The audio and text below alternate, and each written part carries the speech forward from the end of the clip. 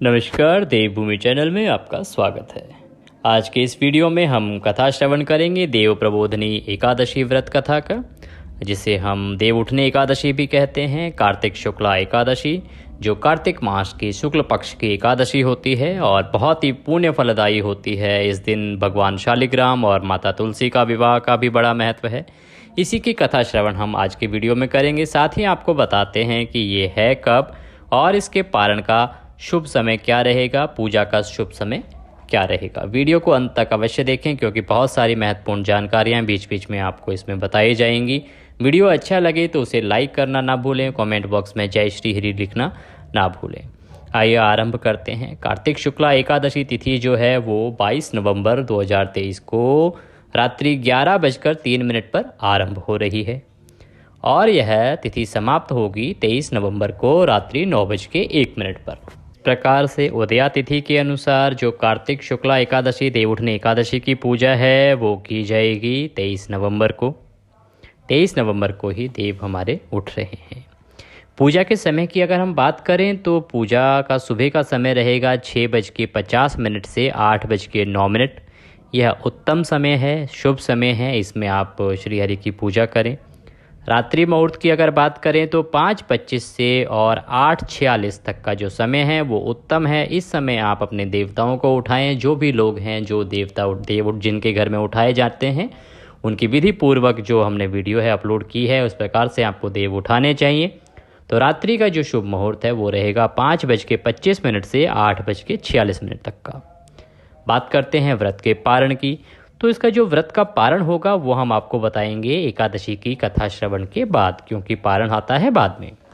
आप सभी ने भगवान विष्णु की पूजा कर ली होगी। श्री हरि की पूजा आप एक पट्टे पर पीला वस्त्र बिछाएं, अगर हो तो उस पर भगवान की प्रतिमा रखें या तस्वीर रखें। पहले उनको गंगा जल से स्नान कराएं, फिर उनको तिलक लगाएं, वस्त्र के रूप में मौली पहनाएं, पुष्प अर्पित करें और उसके बाद व्रत का संकल्प लें तथा आप कथा श्रवण करना आरंभ करें। कथा श्रवण करने के लिए आप ध्यान चित्त होकर, एकाग्र चित्त होकर शांति से बैठ जाएं। शांत मन के साथ कथा सुनना आरंभ करें और अपना मन भगवान श्री हरि के चरणों में लगाएं। आइए देव प्रबोधनी एकादशी व्रत की कथा आरंभ करते हैं। ब्रह्मा जी बोले, हे मुनि श्रेष्ठ, अब पापों को हरने वाली, पुण्य और मुक्ति देने वाली एक एकादशी का महात्म्य सुनिए। पृथ्वी पर गंगा की महत्ता और समुद्रों तथा तीर्थों का प्रभाव तभी तक है जब तक कार्तिक मास की देव प्रबोधनी एकादशी तिथि नहीं आती। मनुष्य को जो फल 1000 अश्वमेध और 100 राजसूय यज्ञों से मिलता है, वही फल देव प्रबोधनी एकादशी के व्रत से मिलता है। तब नारद जी ने पूछा कि हे पिता, एक समय भोजन करने, रात्रि को भोजन करने तथा सारे दिन उपवास रहने से क्या फल मिलता है, सो आप विस्तार पूर्वक मुझे समझाइए। ब्रह्मा जी बोले कि हे पुत्र, एक बार भोजन करने से 1 जन्म और रात्रि को भोजन करने से 2 जन्म तथा पूरा दिन उपवास करने से 7 जन्मों के पाप नाश होते हैं। तो यहाँ पे ब्रह्मा जी ने वर्णन किया है कि आपको किस प्रकार से व्रत करना चाहिए। बहुत लोग हैं जो एक बार भोजन करते हैं, कुछ लोग हैं वो पूरे दिन भोजन नहीं करते, रात्रि को भोजन करते हैं सूर्यास्त के बाद, और कुछ लोग ऐसे हैं जो रात्रि को भी भोजन नहीं करते। तो उसी का वर्णन यहाँ पे है कि आपको उसका किस प्रकार से फल प्राप्त होता है। जो वस्तु त्रिलोकी में ना मिल सके और दिखाई ना दे, वह हरि प्रबोधनी एकादशी से प्राप्त हो सकती है।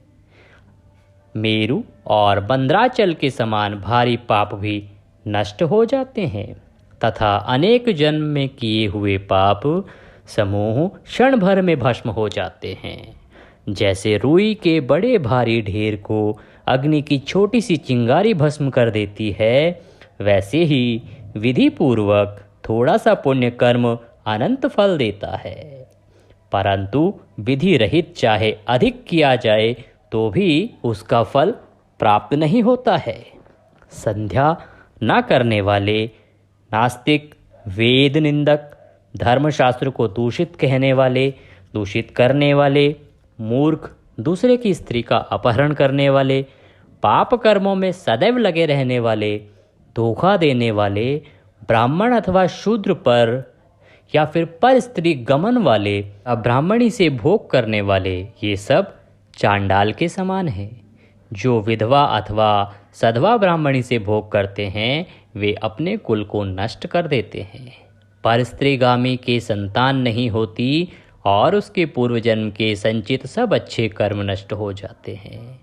जो गुरु और ब्राह्मणों से अहंकार युक्त बात करता है वह भी धन और संतान से हीन होता है। भ्रष्टाचार करने वाला, चांडाली से भोग करने वाला, दुष्ट की सेवा करने वाला और नीच मनुष्य की सेवा करते हैं या संगति करते हैं, यह सब पाप हरि प्रबोधनी के व्रत से नष्ट हो जाते हैं। तो भगवान ब्रह्मा जी बता रहे हैं कि किस प्रकार से जो देव प्रबोधनी एकादशी है उसके व्रत का महत्व है और वह कितना शक्तिशाली है कि इतने बड़े बड़े जो पाप हैं वो भी मात्र एक देव प्रबोधनी एकादशी के व्रत से दूर हो जाते हैं और भगवान श्री हरि का सानिध्य प्राप्त होता है। जो मनुष्य अपने अपने मन में हरि प्रबोधनी एकादशी के व्रत को करने का संकल्प मात्र करते हैं उनके 100 जन्मों के पाप नष्ट हो जाते हैं और जो रात्रि को जागरण करते हैं उनकी आने वाली 10,000 पीढ़ियाँ स्वर्ग में जाती हैं। नरक के दुखों से छूटकर प्रसन्नता के साथ सुसज्जित होकर वे विष्णु लोक को जाते हैं। ब्रह्म हत्या आदि महान पाप भी इस व्रत के प्रभाव से नष्ट हो जाते हैं। जो फल समस्त तीर्थों में स्नान करने, गौ, स्वर्ण और भूमि का दान करने से होता है वही फल इस एकादशी की रात्रि को जागरण से मिलता है। ये मुनि शार्दुल, इस संसार में उसी मनुष्य का जीवन सफल है जिसने हरि प्रबोधनी एकादशी का व्रत किया है। इस संसार में जितने भी तीर्थ हैं उन सब के स्नान, दान आदि का फल इस व्रत से मिलता है। अतः और सब कर्मों को त्याग कर भगवान के प्रसन्नार्थ कार्तिक शुक्ला हरि प्रबोधनी का व्रत अवश्य करना चाहिए। वही ज्ञानी, तपस्वी तथा जितेंद्रिय है और उसी को भोग तथा मोक्ष प्राप्त होता है जिसने हरि प्रबोधनी एकादशी का व्रत किया है। यह विष्णु को अत्यंत प्रिय है। मोक्ष के द्वार को बताने वाली तथा उसके तत्व का ज्ञान देने वाली है। यह एकादशी बहुत ज्ञान देने वाली है। जिसने एक बार भी इसका व्रत किया वह मोक्ष का अधिकारी हो जाता है। मन, कर्म, वचन तीनों प्रकार के पाप इस रात्रि को केवल जागरण करने से नाश हो जाते हैं। हरि प्रबोधनी के दिन जो मनुष्य भगवान के प्रसन्नार्थ स्नान, दान, तप व यज्ञ आदि करते हैं वे अक्षय पुण्य को प्राप्त होते हैं। हरि प्रबोधनी एकादशी के दिन व्रत करने से मनुष्य के बाल, यौवन और वृद्धावस्था में किए गए समस्त पाप नाश हो जाते हैं।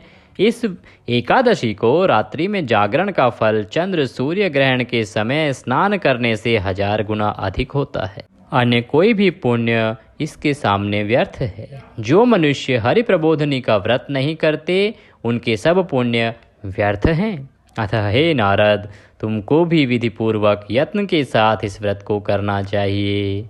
जो कार्तिक मास में धर्मपरायण होकर अन्न नहीं खाते हैं उन्हें चंद्रायण व्रत का फल प्राप्त होता है। कार्तिक मास में भगवान दान आदि से इतने प्रसन्न नहीं होते जितने कि शास्त्रों की कथाओं के सुनने से होते हैं। कार्तिक मास में जो भगवान विष्णु की कथा का एक या आधा श्लोक भी पढ़ते हैं या सुनते हैं या सुनाते हैं उनको 100 गायों के दान का फल मिलता है। अतः अन्य सब कर्मों को छोड़कर कार्तिक मास में मेरे सन्मुख बैठकर मेरी कथा पढ़नी या सुननी चाहिए।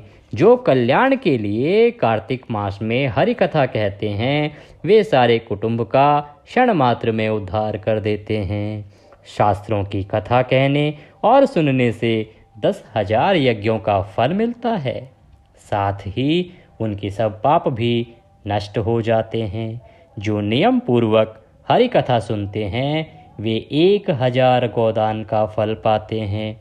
श्री हरि विष्णु के जागने के दिन जो भगवान की कथा सुनते हैं वे 7 दीपों समेत पृथ्वी के दान करने का फल पाते हैं। जो मनुष्य भगवान की कथा को सुनकर वाचक को अपनी सामर्थ्य के अनुसार दक्षिणा देते हैं, उनको सनातन लोक मिलता है, भगवान श्री हरि का लोक प्राप्त होता है। ब्रह्मा जी की यह बात सुनकर नारद मुनि ने कहा, हे भगवान, एकादशी व्रत की क्या विधि और कैसे व्रत करना चाहिए, क्या फल मिलता है, वह भी विस्तार पूर्वक समझा कर कहिए। नारद मुनि की बात सुनकर ब्रह्मा जी कहने लगे कि ब्रह्म मुहूर्त में जब 2 घड़ी रात्रि रह जाए, तब उठकर शौच आदि से निवृत्त होकर दंत धावन आदि करके उसके बाद नदी, तालाब, कुआं, बावड़ी या घर में जैसा संभव हो स्नान आदि करें। फिर भगवान की पूजा करके तथा कथा सुने और फिर व्रत का नियम ग्रहण करना चाहिए। उस समय भगवान से विनय करें कि हे भगवान, आज मैं निराहार रहकर व्रत करूँगा, आप मेरी रक्षा कीजिए। दूसरे दिन द्वादशी को भोजन करूँगा। तत्पश्चात भक्ति भाव से व्रत करें तथा रात्रि को भगवान के आगे नृत्य, गीत आदि करना चाहिए। प्रबोधनी एकादशी को कृपणता को त्याग कर बहुत से पुष्प, फल, अगर धूप आदि से भगवान का पूजन करना चाहिए। शंख के जल से भगवान को अर्घ्य देना चाहिए। इसका समस्त तीर्थों से करोड़ गुना फल होता है। जो मनुष्य अगस्त्य के पुष्प से भगवान का पूजन करता है, उनके आगे इंद्र भी हाथ जोड़ता है। तपस्या करके संतुष्ट होने पर हरि भगवान जो नहीं करते, वह अगम्य के पुष्पों से भगवान को अलंकृत करने से करते हैं। जो कार्तिक मास में बिल्व पत्र से भगवान की पूजा करते हैं, वे मुक्ति को पाते हैं। कार्तिक मास में जो तुलसी से भगवान का पूजन करते हैं, उनके 10,000 जन्मों के पाप नष्ट हो जाते हैं। तुलसी दर्शन करने, स्पर्श करने तथा कथा कहने, नमस्कार करने, स्तुति करने, तुलसी रोपण, जल से सींचने और प्रतिदिन पूजन, सेवा आदि करने से 1000 करोड़ युग पर्यंत विष्णु लोक में निवास करते हैं। जो तुलसी का पेड़ लगाते हैं, उनके कुटुंब में उत्पन्न होने वाले प्रलय काल तक विष्णु लोक में निवास करते हैं। हे मुनि, रोपी हुई तुलसी जितनी जड़ों का विस्तार करती है, उतने ही 1000 युग पर्यंत तुलसी रोपण करने वाले के सुकृत का विस्तार होता है। जिस मनुष्य की रोपण की हुई तुलसी की जितनी शाखा, प्रशाखा, बीज और फल पृथ्वी में बढ़ते हैं, उसके उतने ही कुल को बीत गए होते हैं तथा होंगे 2000 कल्प तक विष्णु के लोक में निवास करते हैं। जो कदम्ब के पुष्पों से हरि का पूजन करते हैं, वे भी कभी यमराज को नहीं देखते। जो गुलाब के पुष्पों से भगवान का पूजन करते हैं, उन्हें मुक्ति मिलती है। जो वकुल और अशोक के फूलों से भगवान का पूजन करते हैं, वे सूर्य चंद्रमा के रहने तक किसी प्रकार का शोक नहीं पाते।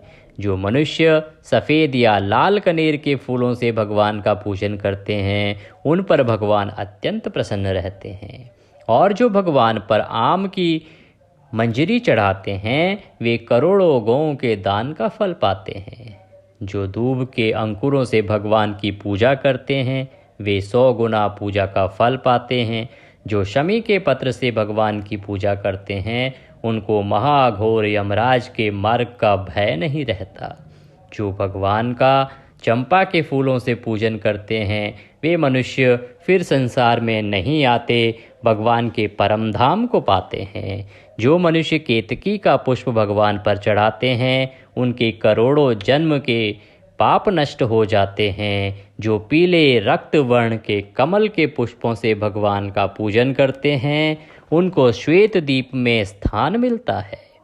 इस प्रकार रात्रि को भगवान का पूजन कर प्रातः काल होने पर उठकर नदी पर जाएं और वहां स्नान, जप तथा प्रातः काल के कर्म करके घर पर आकर विधिपूर्वक भगवान केशव का पूजन करें। इस व्रत की समाप्ति पर विद्वान ब्राह्मणों को भोजन कराएं और दक्षिणा देकर क्षमा याचना करनी चाहिए। इसके पश्चात भोजन, गौ और दक्षिणा देकर गुरु का पूजन करें, ब्राह्मणों को दक्षिणा देवें और जो चीज़ व्रत के आरंभ में छोड़ने का निश्चय किया था वह ब्राह्मणों को दें। हे राजन, रात्रि में भोजन करने वाला मनुष्य ब्राह्मणों को भोजन करावे और स्वर्ण समेत बैल का दान करे। जो मनुष्य मांसाहारी नहीं है वह गौ का दान करे। आंवले से स्नान करने वाले मनुष्य को दही और शहद का दान करना चाहिए। जो मनुष्य फलों को त्यागे वह फलदान करे। तेल छोड़ने पर घृत और घृत छोड़ने से परे दूध, अन्न छोड़ने पर उसका चावल का दान दिया जाता है। जो भूमि शयन का व्रत लेते हैं उनको शय्यादान तथा तुलसी सब सामग्री सहित देनी चाहिए। पत्ते पर भोजन करने वाले को स्वर्ण का पत्ता घृत सहित देना चाहिए। मौन व्रत धारण करने वाले को ब्राह्मण और ब्राह्मणी को घृत तथा मिठाई का भोजन कराना चाहिए। बाल रखने वाले को दर्पण, जूता छोड़ने वाले को एक जोड़ा जूता, लवण त्यागने वाले को शर्करा दान करनी चाहिए। मंदिर में दीपक जलाने वाले को तथा नियम लेने वाले को व्रत की समाप्ति पर ताम्र अथवा स्वर्ण के पत्र पर घृत और बत्ती रखकर विष्णु भक्त ब्राह्मण को दान देना चाहिए। एकांत व्रत में 8 कलश, वस्त्र और स्वर्ण से अलंकृत करने का दान करना चाहिए। यदि यह भी न हो सके तो इसके अभाव में ब्राह्मणों का सत्कार सब व्रतों की सिद्धि देने वाला है। इस प्रकार ब्राह्मण को प्रणाम करके उसे विदा करें। इसके पश्चात स्वयं भी भोजन करें। जिन वस्तुओं को चातुर्मास में छोड़ा हो उन वस्तुओं की समाप्ति करें, अर्थात ग्रहण करने लग जाएं। हे राजन, बुद्धिमान इस प्रकार चातुर्मास व्रत निर्विघ्न समाप्त करते हैं। वे कृतकृत्य हो जाते हैं और फिर उनका जन्म नहीं होता, वे परम धाम को जाते हैं। यदि व्रत भ्रष्ट हो जाए तो व्रत करने वाला अंधा या कौड़ी हो जाता है। भगवान कृष्ण कहते हैं कि राजन, जो तुमने पूछा था वह सब मैंने बतलाया। इस कथा को पढ़ने और सुनने से गोदान का फल प्राप्त होता है। इस प्रकार से यह कथा ब्रह्मा जी ने नारद जी को सुनाई और यह अनंत फल देने वाली कथा उनके माध्यम से सभी भक्तों को सुनाई जाती है। इसको सुनने वाले, पढ़ने वाले और सुनाने वाले सभी को भगवान श्री हरि का आशीर्वाद प्राप्त होता है। बोलिए श्री विष्णु भगवान की जय, बोलिए ब्रह्मदेव की जय, बोलिए नारद जी महाराज की जय, बोलिए श्री कृष्ण कन्हैया लाल की जय। इसी के साथ आज का ये एकादशी का महात्म्य यहाँ पर समाप्त होता है। आशा करते हैं हमारे द्वारा सुनाया गया यह महात्म्य, हमारे द्वारा सुनाई गई देवउठनी एकादशी व्रत की कथा आपको अवश्य अच्छी लगी होगी। अगर वीडियो अच्छा लगा हो तो कमेंट बॉक्स में जय श्री हरि लिखना ना भूलें। वीडियो को लाइक ज़रूर करें और हमारे साथ जुड़े रहें और साथ समय समय पर जानते रहें कौन सी तिथि कब है, व्रत कब है, किस प्रकार से करना है, किस विधि से करना है। अगर आप पंडित जी से कुछ भी पूछना चाहते हैं तो कमेंट बॉक्स में अपने प्रश्न लिख सकते हैं। हमारी कोशिश रहेगी कि आपको उसके सही जवाब अवश्य मिले। आज की इस वीडियो में अभी के लिए इतना ही। अगले वीडियो में फिर होगी आपसे मुलाकात। तब तक के लिए जय श्री हरि।